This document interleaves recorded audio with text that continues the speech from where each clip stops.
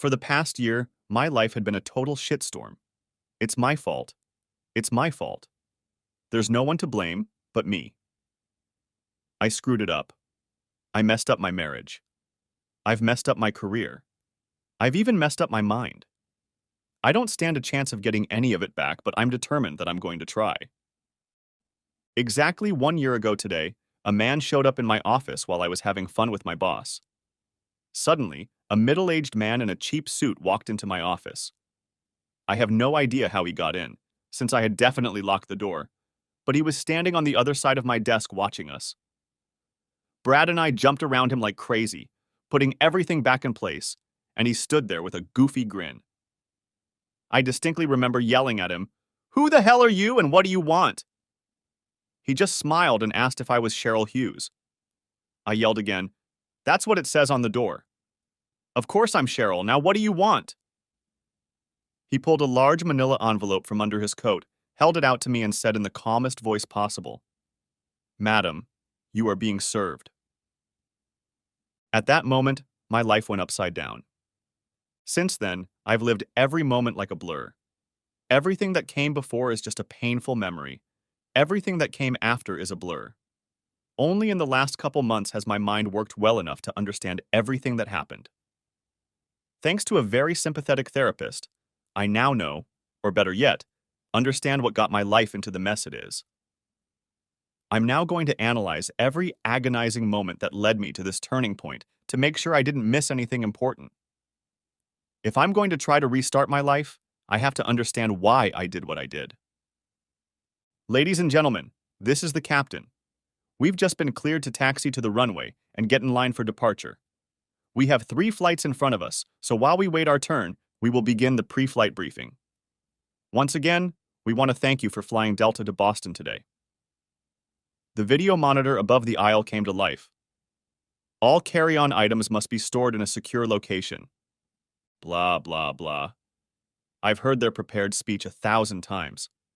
I only have 2 hours to do everything before boarding, and I'm not going to waste time on something I've already heard. I know the drill. Now let's see. I have to start where all tragic stories begin. At the beginning. But where is that beginning, really? Did it begin when I was born, or when I got married, or when I joined Enterprise, or maybe the day I learned of my promotion? If my therapist is right, it all started in my childhood. But I don't need to go back that far to analyze the events that led to me running away from my husband, now ex, and my former home. I need to start from the moment I made the decision to cheat on him. I remember it like it was yesterday. It was an overcast Friday in October when my boss, Brad Paxton, called me into his office just before lunch. He said he had good news for me. "Cheryl, come in and close the door," Brad said with a wide smile. I sat in the chair across from his desk and waited for him to finish typing something into the computer, thinking back to my time at Enterprise. I had worked for Enterprise Research and Development and Brad for 8 years as one of the account executives. My job was to coordinate all the processes, tasks, technical documentation, and contractor interactions that Brad and 3 other executives coordinated with our 50 or so suppliers and end product customers. I'm good at my job, and after the first year I felt pretty confident in what I was doing and thought I could do anything. I was even so confident that I thought I could do any of my supervisor's jobs, and sometimes better than them. I have the education and work experience to handle their jobs. It's just that advancing in enterprise management is like trying to break through a brick wall with a marshmallow, especially for women. I set my sights on becoming the first female executive at Enterprise, and nothing was going to stand in my way. I have yet to break through the old boy network. Despite all that, I get along with everyone from the errand boy to the CEO, and I'm sure everyone likes me too. "Cheryl, I think I have some good news for you," Brad said as he leaned back in his huge executive chair. "What I'm about to tell you is being kept in the strictest confidence. Please don't repeat anything I'm about to say." So, let's begin. On Wednesday, Ambrose St. John informed the board that he intends to retire next May. This will create a vacancy in logistics for a line supervisor. It will be up to me to make a recommendation for his replacement. Right now, I have several qualified people who could take his place, but I have only one thing on my mind. You. Your work has been exemplary, your attitude has been exceptional, and your knowledge of enterprise procedures and contacts goes beyond what your current position requires. In short, you are a very qualified candidate for the position. But there are several other equally qualified candidates, some with more seniority than you. Now I just can't give the position to you and bypass everyone else. I have to publicize it and interview everyone who comes through HR. But in the end, it still comes down to my decision. Cheryl, I think you'll do a great job.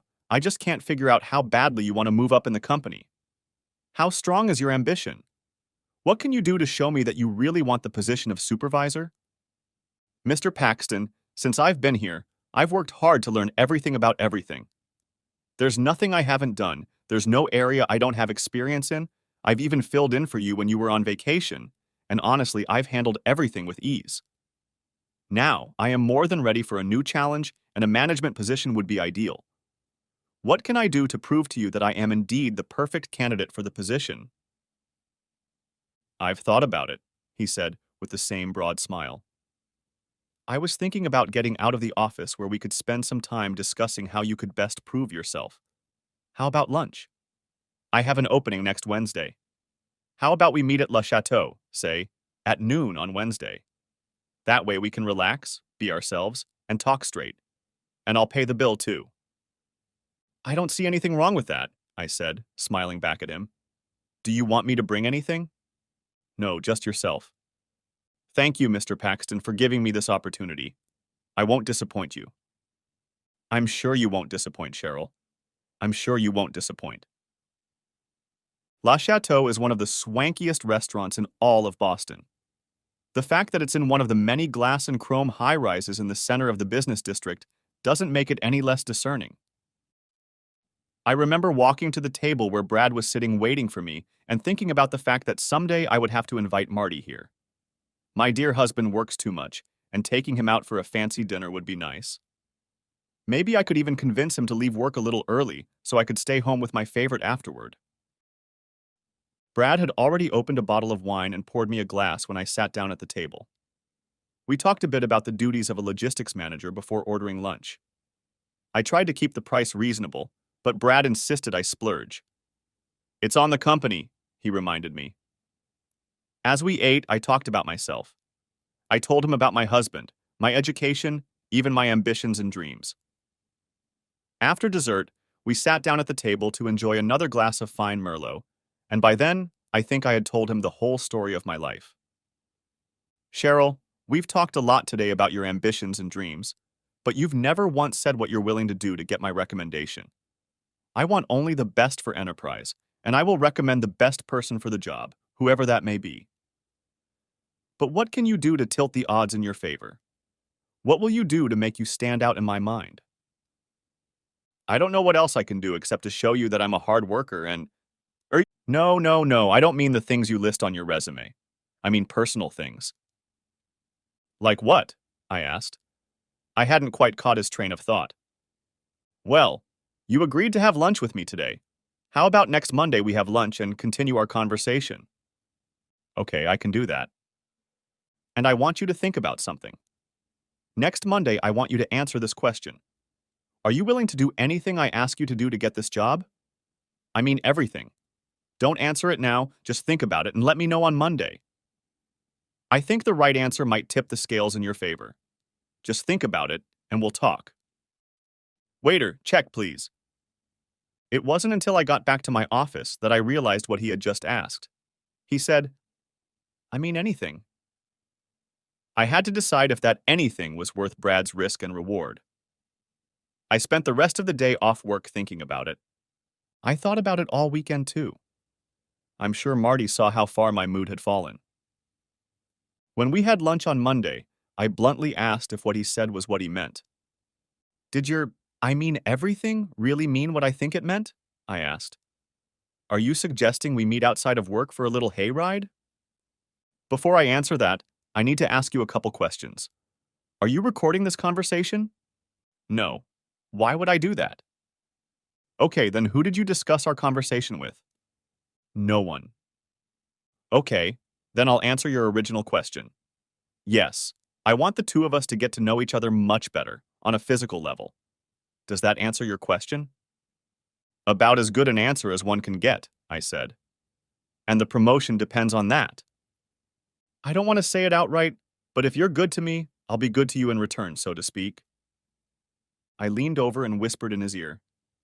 Okay, Brad, I want the job. I really want the job. However, I have a few conditions. First, we never do anything after work. No dinners, no going out together, no venturing out to some rundown motel for a couple minutes. Everything we do at work during lunch, either in your office or mine. Even though we both have floor-to-ceiling windows, no one can look in because the window glass is covered with a film that makes it look like a mirror from the outside. We each have a desk, a couch, and a lock on the door. It will stay in our office and nowhere else. Secondly, absolutely no one will know about it. I mean no one. Thirdly, when I say it's over, that will be the end of it. If I think of any other conditions, I'll let you know. I agree, he whispered back. I think we should set up a regular Wednesday lunch meeting to discuss your progress. Say, every Wednesday at noon in your office? Okay, just remember to lock the door when you come in. And off it went. On Wednesday, my life ended. Brad and I had just started our status meeting. Suddenly, a man in a cheap suit walked through the door. I'm pretty sure I locked the door, but he walked in. The man just stood in front of my desk with a small smirk on his face. What the hell do you want? I shouted at him. Are you Cheryl Hughes? Was all he said. Of course I am. That's what it says on the door. Who are you and what do you want? He handed me a large manila envelope. I stared at it for a long time, then took it. Madam, you are being served, he said. He walked away with the same smirk on his face. I sank heavily into the chair. Brad stood next to me with a goofy look on his face. I opened the envelope and pulled out the papers. On top was a petition for dissolution of marriage. I was so stunned I couldn't speak. Brad reached out and tried to take the papers from my hands, but I recoiled. I tried to hold on to them, but the two of us scattered them across the table. There were a few pictures there too, face up. They showed my office, me, and... Carefully, I took one picture in my left hand, the other in my right. I looked at them and my whole life flashed before my eyes. In one of the pictures, I was showing my middle finger, holding it out to the phone. How the hell did he manage to... I never finished the sentence. I knew where they were coming from. I turned to look out the window. I saw another huge glass and chrome building on the opposite side of the street and realized that whoever had gotten those pictures had taken them from there. I ran over to the window, putting my hands to the glass and looking at the building across the street. I'm sure anyone who looked back at me would have seen the look of absolute horror on my face. At that moment, I realized that my life was over. My phone started ringing. I froze. I knew exactly who was calling. Not wanting to hear the voice on the other end, I slowly walked to the phone. Hello, I said with a sob. Tell Brad to leave, Marty growled. I sank back into the chair, holding the phone to my ear and resting my chin on my chest. Brad, get out! It's my husband! He started to say something nonsensical, and I jumped up and yelled at him. Just get the hell out! He knows all about us, asshole. If I were you, I'd get out of here and run as far away as possible. Marty may be an accountant, but he can kick your ass from here until Sunday. Now get out. When he left, I sat back down and turned my chair to face the window. I sat there waiting for Marty to say something that would put me out of my misery. He said, Cheryl, if our marriage has any chance of surviving, you must listen carefully and do what I say. No arguments, no hesitation. You have one chance and one chance only. Do you understand? Yes, I understand, I said through my tears. I'm not kidding, Cheryl. You only have one chance to save everything. Are you sure you understand? Yes, I wheezed. Okay, now here's what's going to happen. First, you're going to quit your job.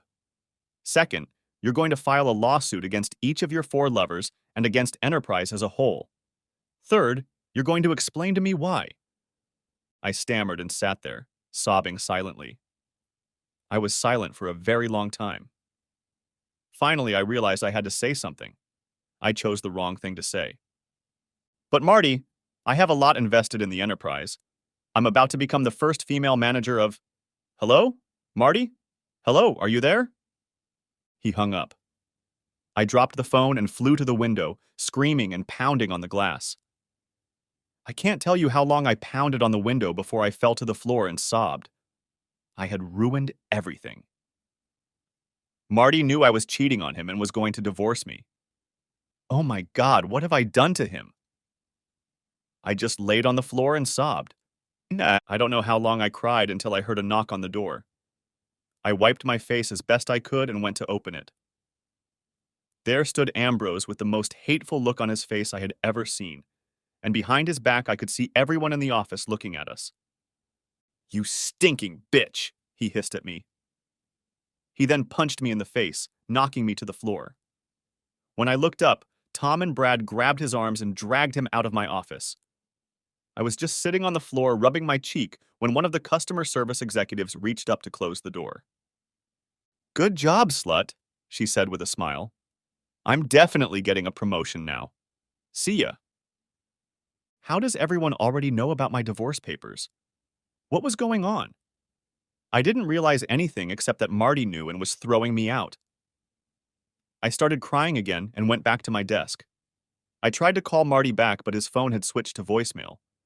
I tried calling probably a dozen times, but he didn't answer any of them. I left him only one message.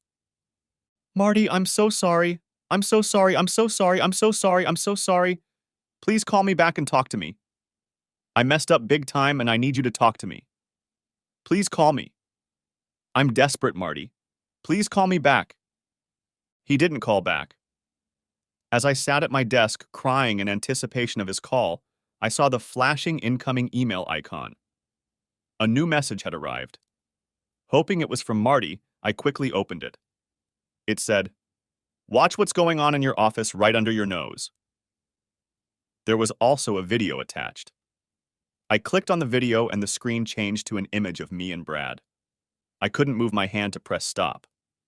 I froze with the horror of what I was watching. I slid off the chair onto the floor and sobbed.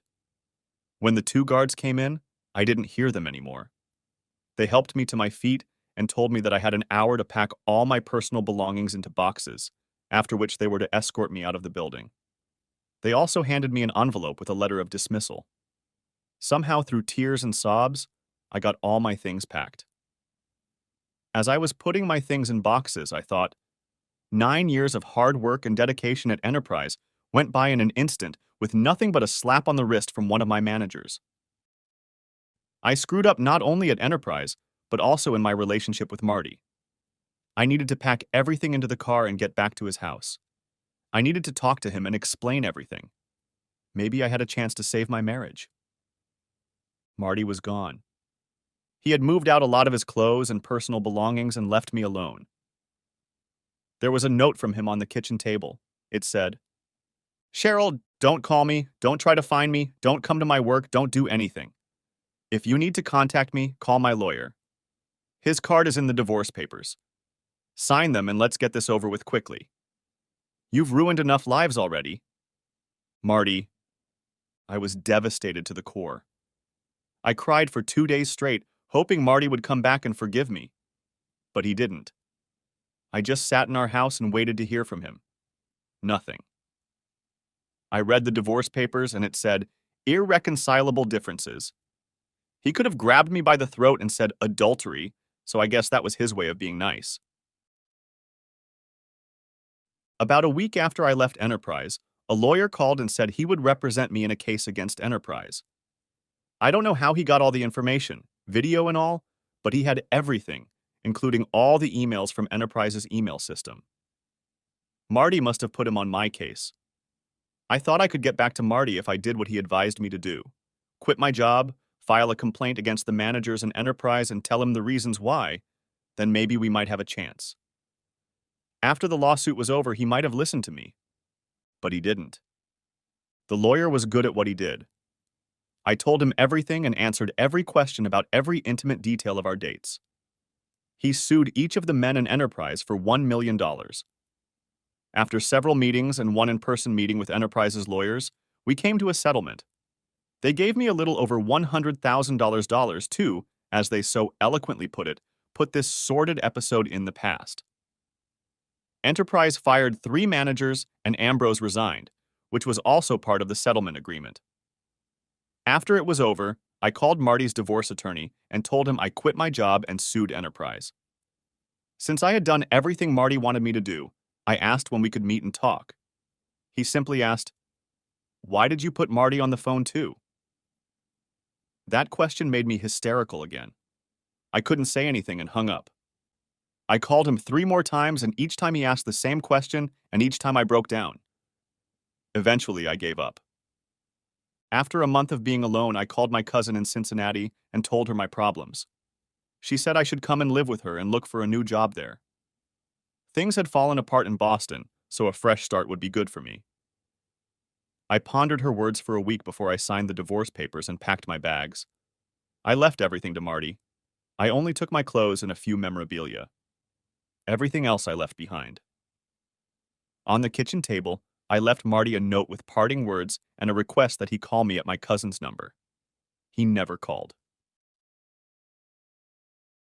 I spent the first month alternately crying and contemplating suicide.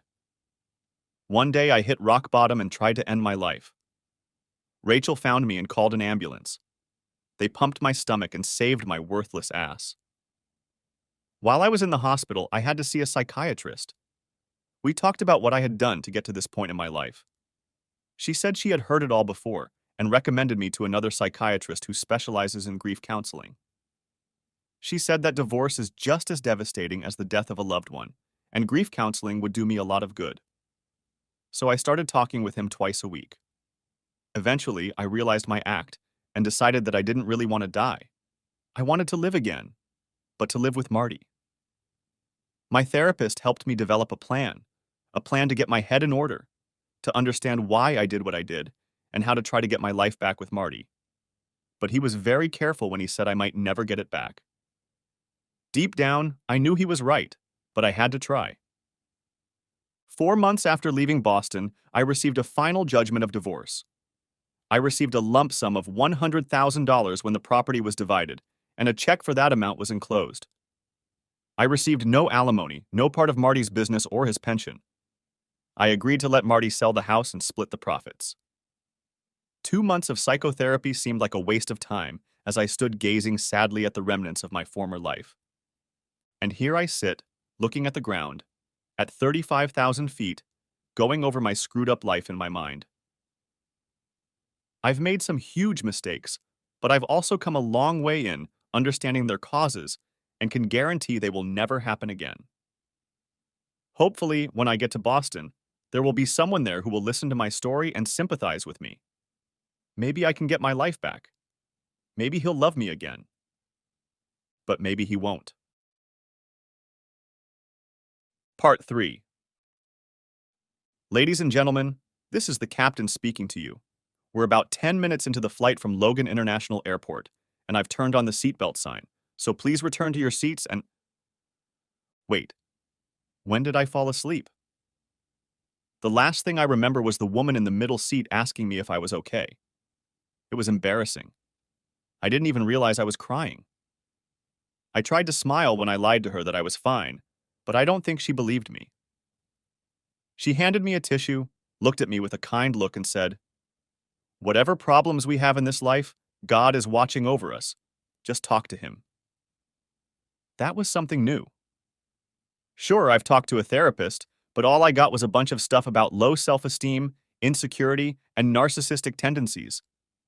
Maybe it wouldn't hurt to have a little talk with him? When I got on board, I thought revisiting everything that had happened over the past couple years would be helpful. But all I did was slap myself in the face again with all the bad decisions I had made, all the lies I had told, and all the pain I had caused. At 35,000 feet, the suffering was as intense as it had been a year before. I relived the worst time of my life and came to the conclusion that I didn't need this. I thought I could find something I didn't already know, something to help me prepare for another encounter with Marty, but I didn't find anything. Everything was the same as before. I'm a liar. I'm a liar. And I've ruined the lives of a dozen or more people. Why? Because I wanted to be a big executive. I wanted to be important. I wanted to be somebody. And now I'm nothing.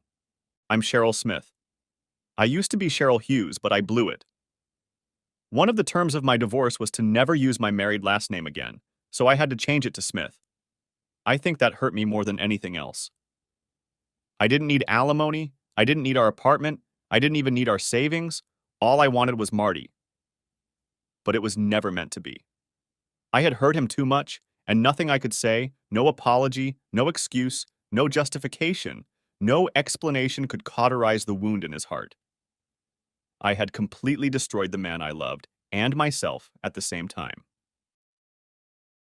I rented a car and headed west on Highway 90 toward my old home in Waltham.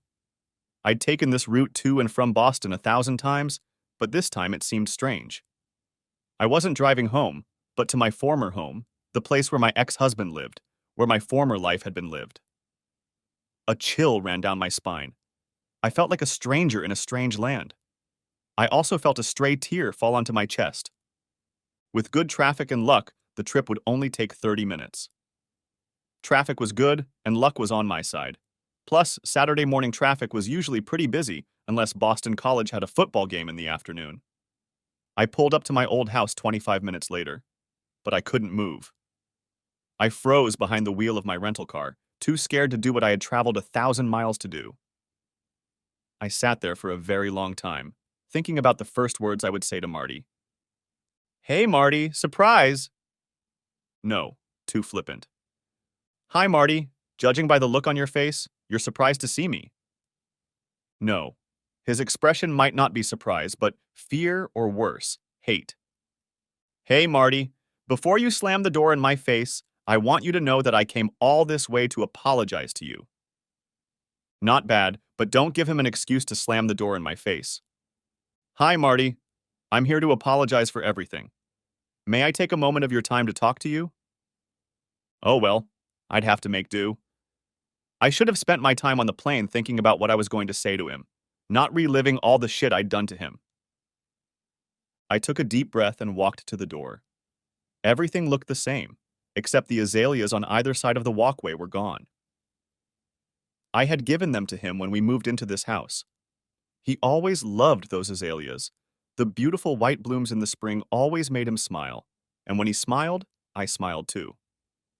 I pressed the doorbell and waited nervously. Yes, a man said, opening the door. It wasn't Marty. Where's Marty? The man who opened the door was tall and thin and appeared to be wearing only a plaid robe and slippers. He smiled a half smile and looked at me with some apprehension. Who's at the door, Josh? Another man, a little heavier and also in a plaid robe and slippers, came up behind the first and put his hand on the taller man's shoulder. Can we help you? The second man asked.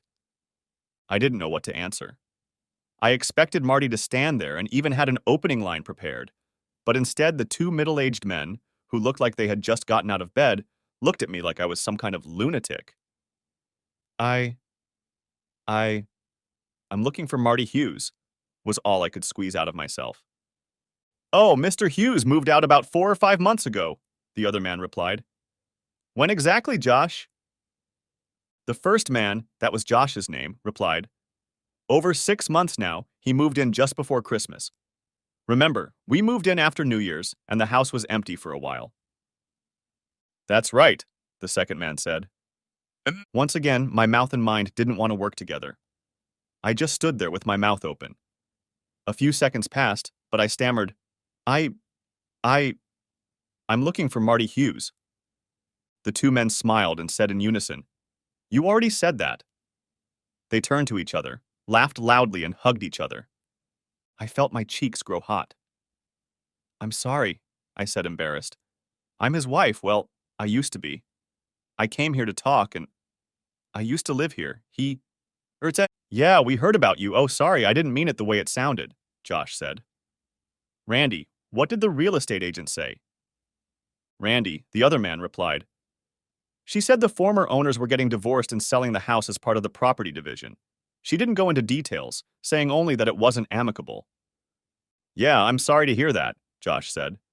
Would you like to come in? Maybe have a cup of coffee and look around. We've changed a lot of things and it looks amazing now. No, thanks. I think I'd better be going. You wouldn't happen to have a new address for Mr. Hughes, would you? Both men looked at each other puzzled. No, I don't think we have one, Randy replied. We've never met Mr. Hughes. We've only worked with his real estate agent. I'm sorry. Thank you, I replied with the smile I was capable of. I'm sorry to have bothered you. I turned and walked back to my car. When I got to my car, another tear ran down my chest. I drove off with no idea of my destination. I ended up at a little restaurant that Marty and I used to go to often. I sat there drinking coffee and contemplating what to do next. Marty sometimes works Saturdays, so I might be able to catch him at the office. His office was downtown, not that far from where I worked when I lived here. I hurriedly finished my coffee and headed back towards the airport in downtown. I had to drive past my former place of employment, and I felt anxious about being there. The last time I had been on that street was when I met with Enterprise's lawyers about my lawsuit. I was very upset at the time, and don't remember the meeting very well. I do, however, remember the names the lawyer called me and how I was floored by each one. I parked in the parking lot next to Marty's office and walked into his building. I don't think he's up there, the elderly security guard said. But you can go upstairs and check. The door was locked, and I could see through the glass part of it that there was no light on. I noticed something else, too. It used to say M. Hughes, CPA, on the door, but now it said Hughes and Associates. I wondered what that meant. I got back in the car, pondering where to look next. I didn't feel like doing it, but I knew someone on his staff could tell me where he was. If anyone knew, it was Mandy. Her name and address were still listed in my phone book as Marty's contact at work.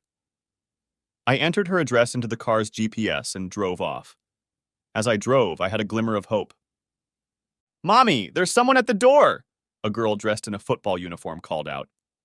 I waited the longest until Mandy came out onto the porch and quietly closed the door behind her.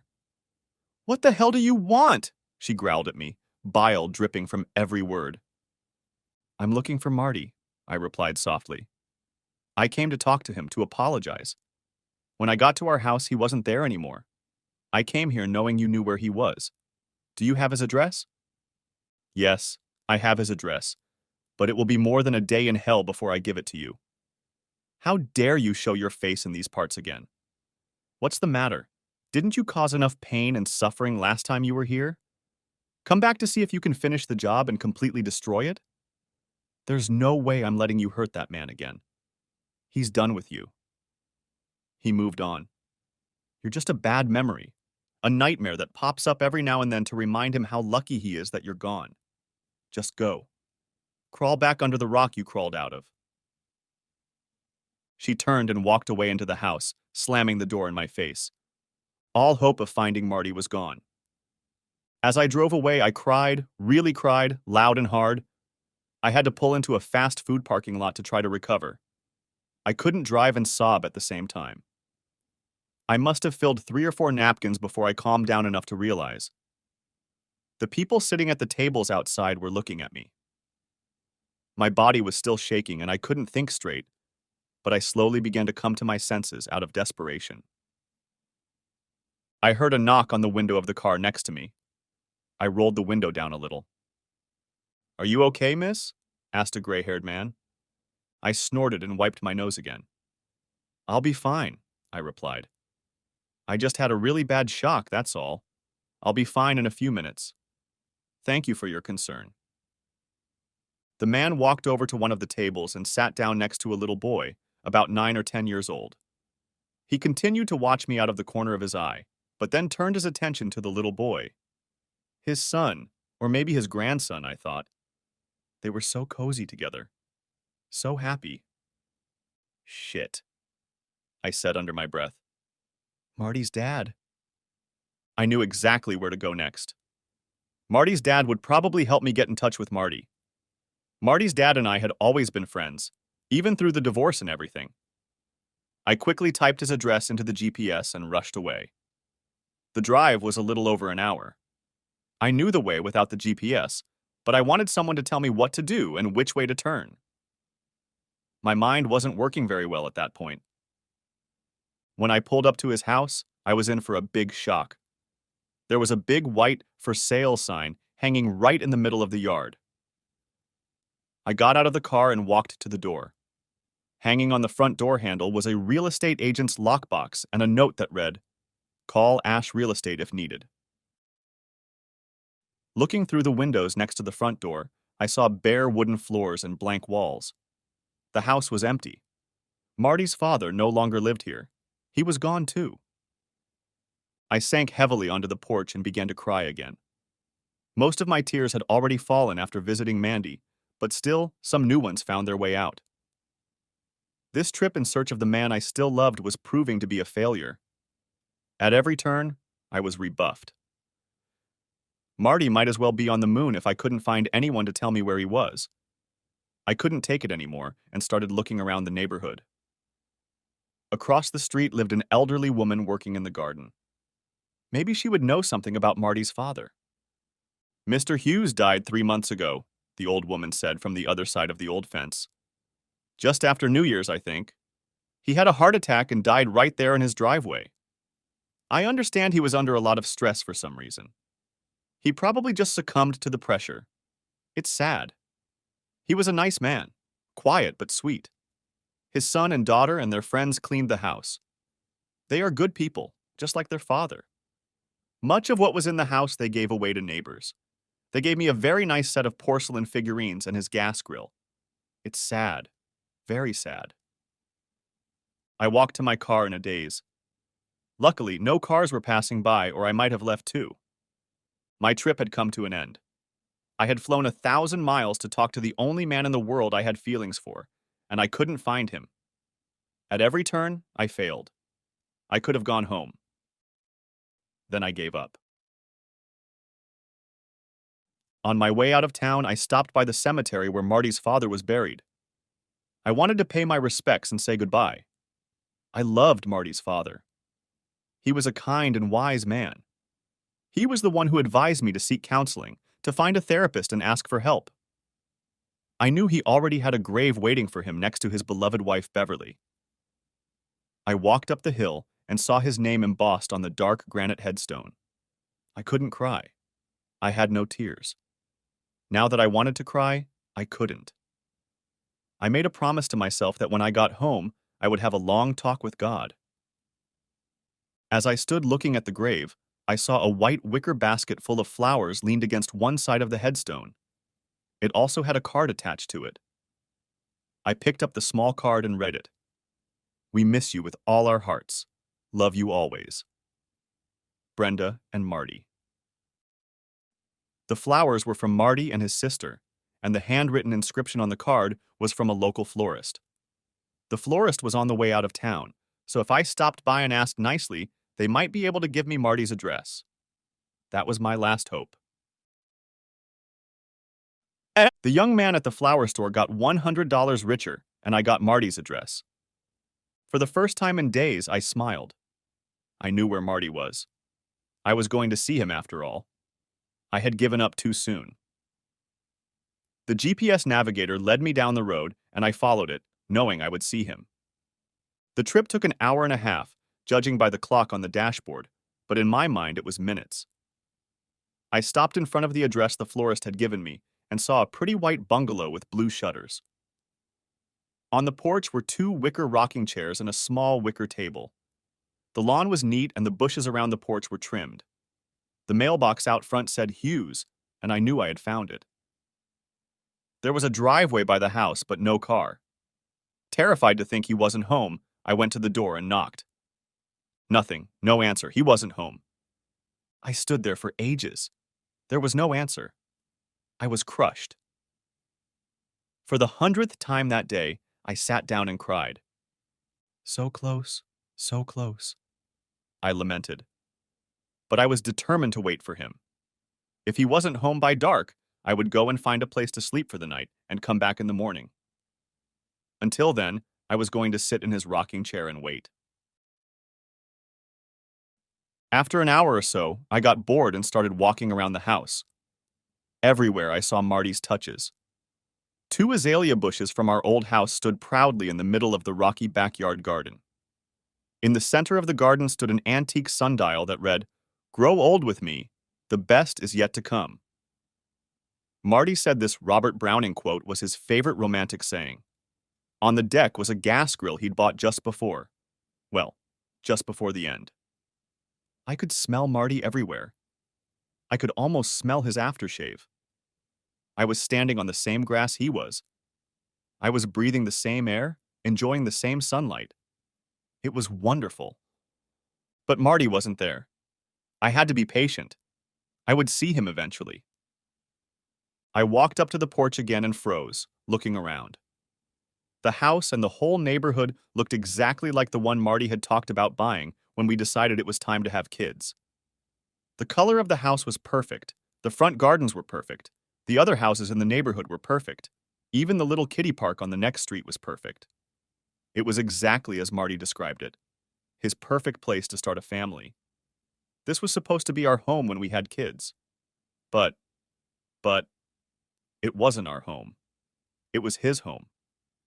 I was no longer a part of his life. A while later, I wandered into a small children's park and sat at a small table made in the shape of a giant green turtle. I thought about all the things Marty and I had talked about when we had kids. He had so many plans and knew exactly what he wanted. He even knew how many kids we were going to have. 2, a boy and a girl. I think he even had names picked out already. But I ruined everything with my ambition and stupidity. Now we'd never have children together, never have a little house in the suburbs, and we wouldn't live happily ever after. But if Marty came home and I explained to him how sorry I was and how much I still loved him, maybe he would forgive me. Then maybe we would have lived happily ever after. This time the tears were enough. I sank down on the table, wrapped my arms around my head and cried. Deep sobs burst from my chest. I stared into the bottomless pit and sobbed. And for the 100th time, I wanted to die. Without Marty, my life had no meaning. Oh God, my heart ached. In the midst of all my tears, I felt a hand on my shoulder. I wiped my eyes with my sleeve and turned around. There he was. Marty was standing behind me with his hand on my shoulder. He had a sad smile on his face, but he was there for me. I jumped up from the small table, threw myself around his neck and hugged him like he could fly away at any moment. I cried on his neck. I repeated his name over and over. I told him how much I missed him and how much I loved him. He just put his arms around me and let me cry on his neck. And that's when I saw the others. There were 3 women standing at the edge of the small park. I recognized Mandy and Adriana, but I didn't know the young Asian woman. All 3 stood with their arms crossed over their chests, and if looks could kill, I was already on my way to the afterlife. "Hey, Cheryl," Marty said in my ear. "Do you want to come in?" I just clung tightly to him, afraid to do anything to break the spell. I'd found him again, and I wasn't going to let go. Never. "Come on," he said. "Let's go inside." He released my arms from his neck and took my hand in his. Slowly, he began to walk up the hill toward the others, pulling me along behind him. We walked to his house hand in hand, with the others following some distance behind. No one said anything.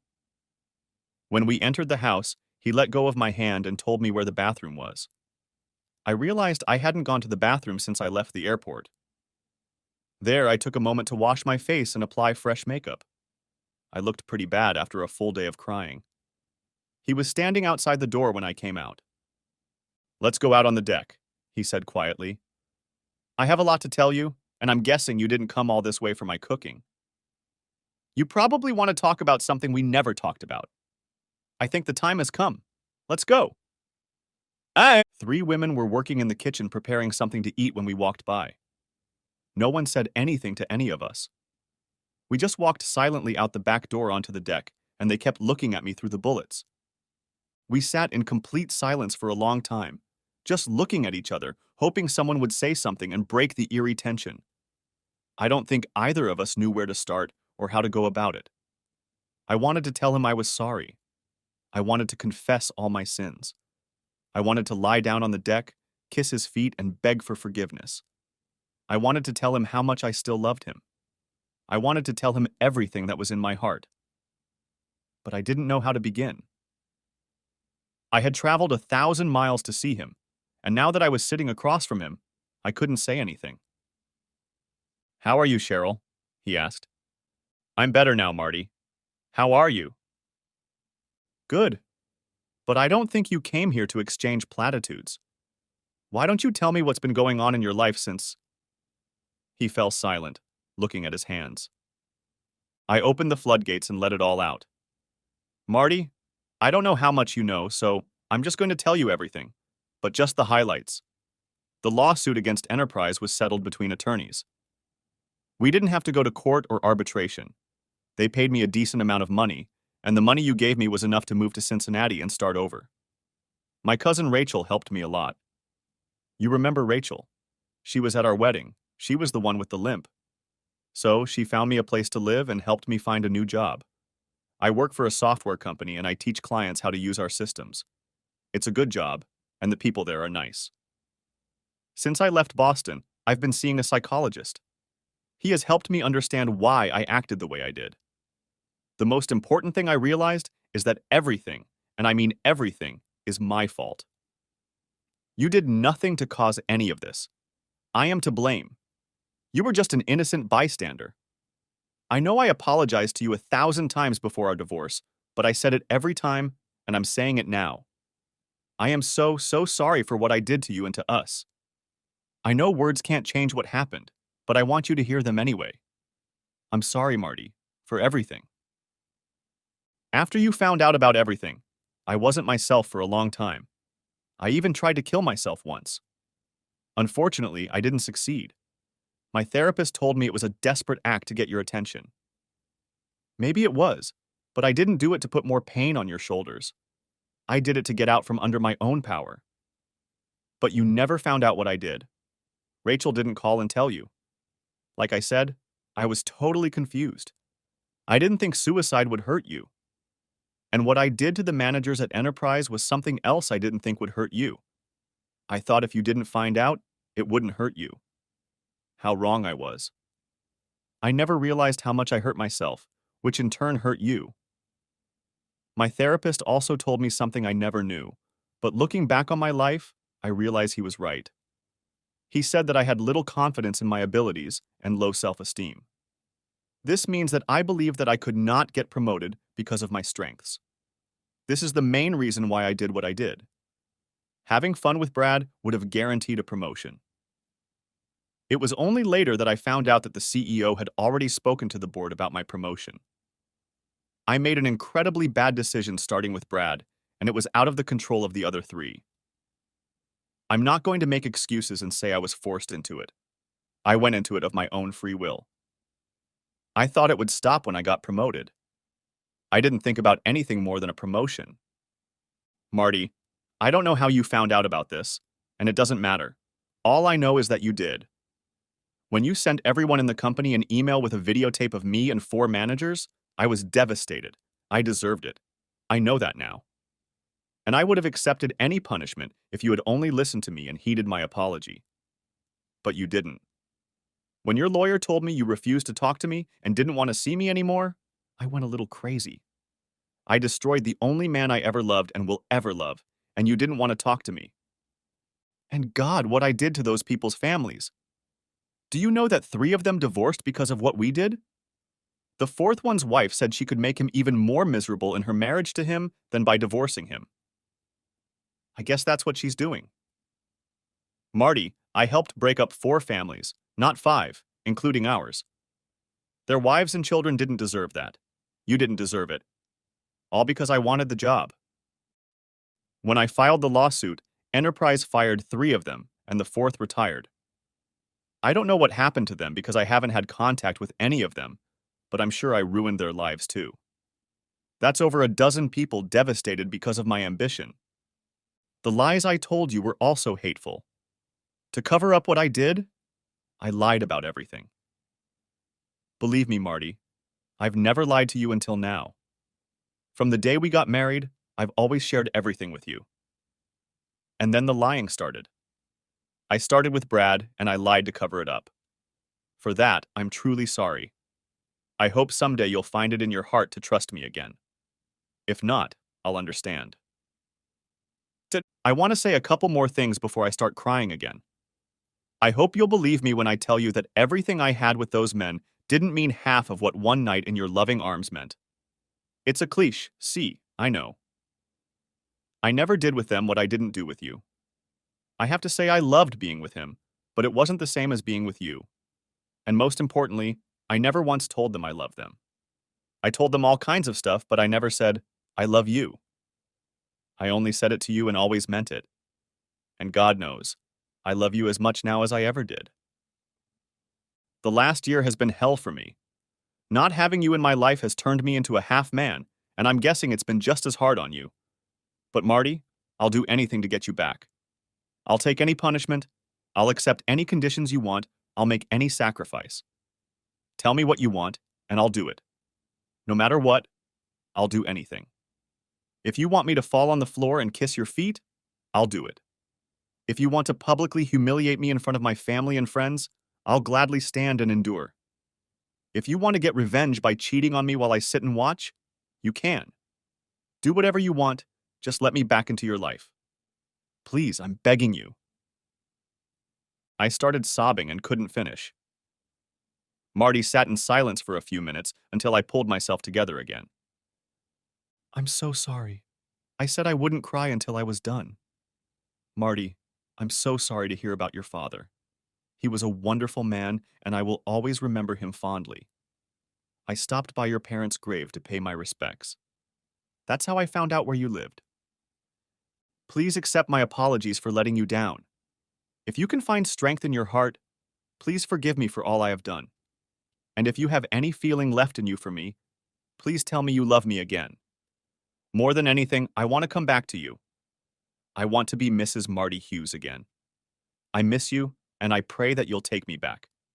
Please, Marty, I love you. I covered my eyes with my hands and let another tear fall. The whole time I was talking, Marty sat in his chair and listened. He didn't move or say anything. I only occasionally raised my gaze to his face the entire time I was talking. I didn't have the courage to look him in the eye. I couldn't tell what he was thinking. Excuse me, Adriana said, poking her head out of the door. If you want something to eat, we'll put dinner on the table now. When you want to take a break, come on in.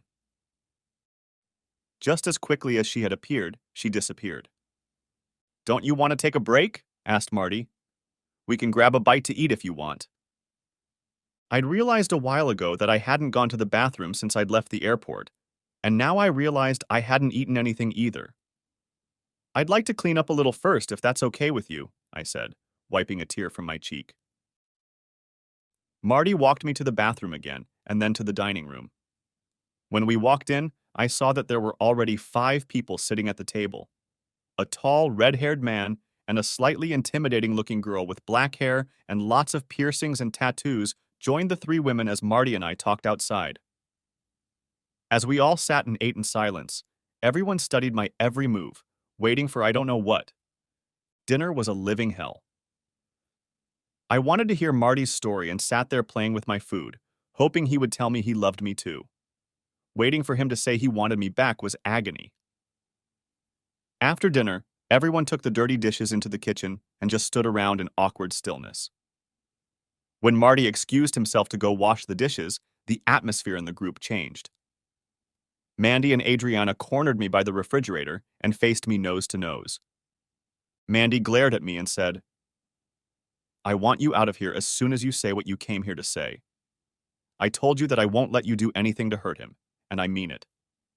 If I have to drag your slutty ass back to the trailer park you came from, by God, I will.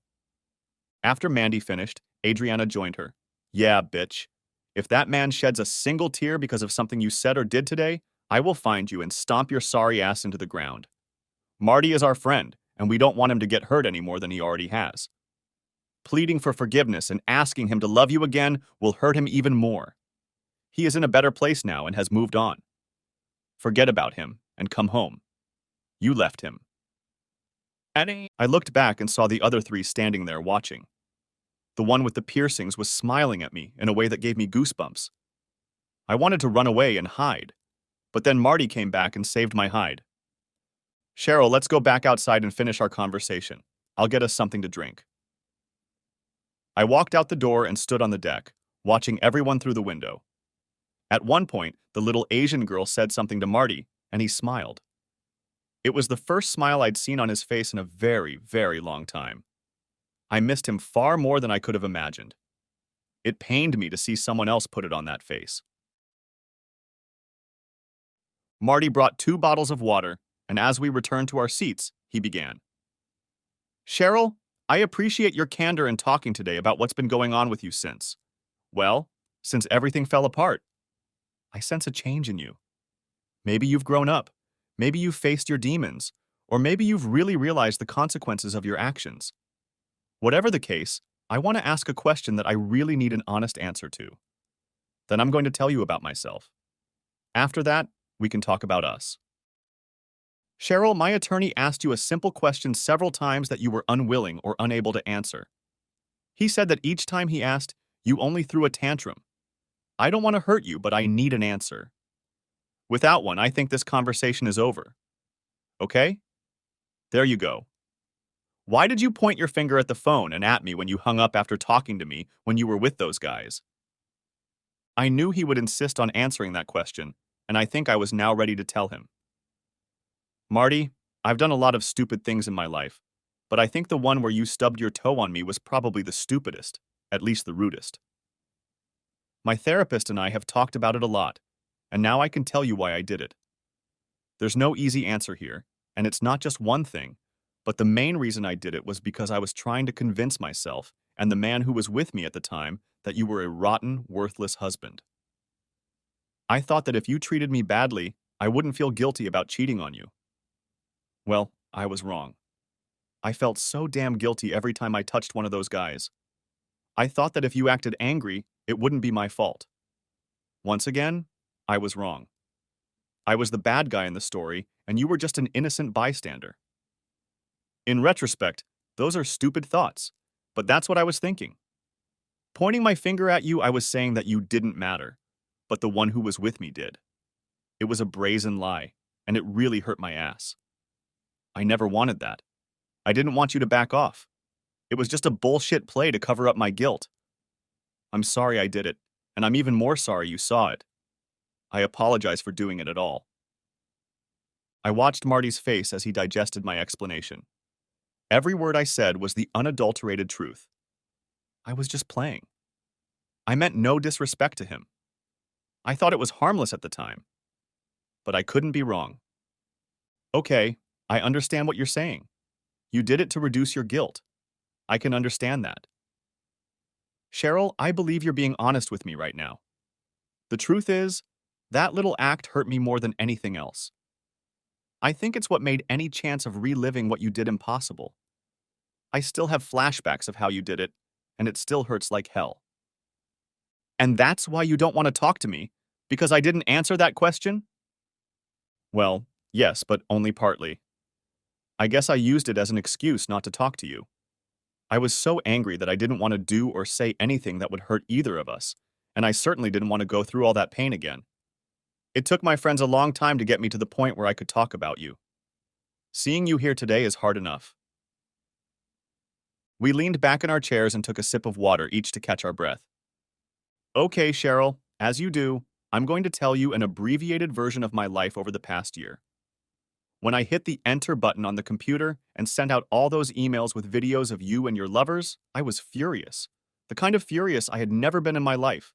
I could have killed someone, and that someone could have been you.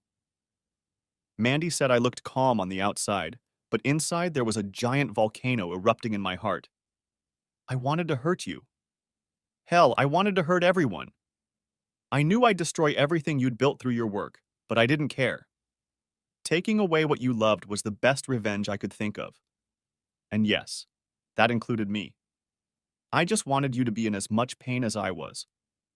And sending letters to your boss's wives was my way of getting back at those who took things from me. They took my wife from me and helped destroy my marriage. I blamed you for being a part of it, but they were just as guilty. I lashed out at everyone, and everyone paid dearly for it, including myself. Over the next few months, I received threatening phone calls and emails, some from enterprise employees and some from friends of your four lovers. I spoke to the wives of these men and tried to apologize, but they were too hurt to listen. One even spit in my face. Nevertheless, all four took copies of the footage to help with the divorce proceedings. I stayed with my father for a couple months, trying to get my life in order. He was great, gave me lots of helpful advice, and helped me calm down and see things for what they were. After a few weeks, I saw in his eyes the same stress I was experiencing myself. I stopped talking to him and started thinking for myself. By the time I got home, you were long gone. I didn't try to find you or call you or anything. I was glad you were gone, even though it left a hole in my soul the size of the Grand Canyon. I think I cried for 3 days straight before my little group of like-minded people came and said they were having an intervention. It took an entire weekend, but by the end of the second day, I was laughing again. After that, Mandy and Adriana became like mothers to me. They told me what to do, when to do it, and when to finish. I needed that. Jan stayed with me day and night, making sure I ate right, exercised, and made sure things at work didn't go wrong. Even Jackie stopped by from time to time. She kept trying to convince me to get a tattoo, but I refused. She later said she knew I wouldn't do it. She was just trying to get me out of my comfort zone of misery and back to reality. I became too comfortable in my sadness. One weekend, Red brought a bunch of action movie DVDs, pizza, and beer, and we had a man's night out that lasted 2 whole days. Ian really got on me for leaving pizza boxes and empty beer cans all over the living room, and for not showering all weekend. All in all, it was pretty heartbreaking. I wallowed in self-pity for about 3 months before I woke up one day and started living again. The first thing I did was put our apartment up for sale. By then, you had already signed the divorce papers, so I had no reason to stay there. Too many memories. It took a few months to sell, the housing market being what it was, but by then, I was living here. From what I understand, our old house was bought by a nice couple. Anyway, my move here was a new beginning. It was a break with the past, and I needed that more than anything. When I got the notice that our divorce was final, I started to roll down the slippery slope. Jan stayed by my side until I found my way back. From that point on, I worked more than ever, stayed at home tending to my little bungalow, and spent as much time with friends as I could. They have been my support. I don't know if I would have survived without them. I don't know whether to tell you this or not, but my little video of your adventures showed up on the website about a month after I sent it to everyone. Red found it, but I didn't ask him how. I didn't post it there, honestly, and I'm sorry it got there. I don't know what you can do about it, but I'll give you the URL anyway. I put the proceeds from the sale of the house in the bank, and your half is a little over $22,000. I'll write you a check tonight. I'm sorry I didn't send it to you sooner. I just didn't want to meet your eyes. Cowardly of me, I know. Before dinner, you asked me a couple things. I think I can answer them now. Anyway, I've been thinking about them for a while now. You asked me to forgive you. Cheryl, I forgive you. I forgive you, but for completely selfish reasons. I can't carry around all this hatred for you, so by forgiving you, I'm relieving myself of those feelings. Cheryl, I don't hate you anymore, but I also don't love you anymore. Sure, I can forgive you, but I can't forget what you did. Believe it or not, the few times I watched you with your lovers destroyed all the good memories we had together. Gone are our hopes and dreams. It's all gone, Cheryl. All the good memories, all the good feelings, all the plans we ever made, it's all gone. And the hostility I felt is gone too. Now I'm learning to trust, love, and believe all over again with a clean slate. So I think you see where I'm going with this. Cheryl, I don't have any feelings for you anymore. All the love is gone. I once loved you more than anything in the world, and now, someday there will be a Mrs. Marty Hughes, but it won't be you. I can't look at you without seeing you bent over your desk with some guy behind you, and I can't look at you without seeing you pointing a finger at me. I'm sorry if this ruins all your hopes of reconciliation, but I can't go back.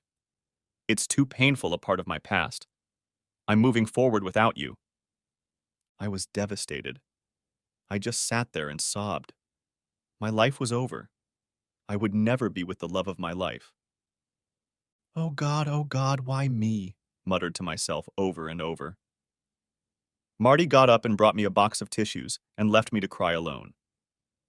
When I looked up a few minutes later, I saw him in the kitchen surrounded by his friends, with a little Asian girl resting her head on his shoulder. Now I knew what they meant when Mandy and Adriana told me he'd moved away. I was the past, and his new Asian girl was his future. I sat there crying until the daylight started to fade. I gathered my strength to walk through the kitchen and into the bathroom. I combed my hair again and gathered my courage before going outside. Everyone was standing in the living room talking to Marty. When he saw me, he held out an envelope. This is your portion of the condo sale, and on the back, I wrote the URL to the video. Just like that, it was over. My hopes of getting him back were gone. Also gone were the last vestiges of self-respect. I had to start my life over, but without him. Marty walked me to my car. I took his hand one last time and said goodbye quietly, kissing the cheek of the man I loved, but had destroyed. I opened the car door and stood still for a moment, wondering if I had the courage to look back at him one last time. I found enough strength to turn my head. What I saw ended my life. Marty was standing on the curb with his arm around the waist of a small Asian girl and hers around his. Behind him in a row stood Mandy, Adriana, a tall red-haired man, and an intimidating girl with piercings. Each of them held a hand in front of them with the middle finger extended upward. The message was loud and clear. Back off. I now fully understood Marty's pain. The end. If you haven't watched the first part of this video, the link will be in the description. Thanks for watching, I hope you enjoyed it. So subscribe to my channel and watch the next video.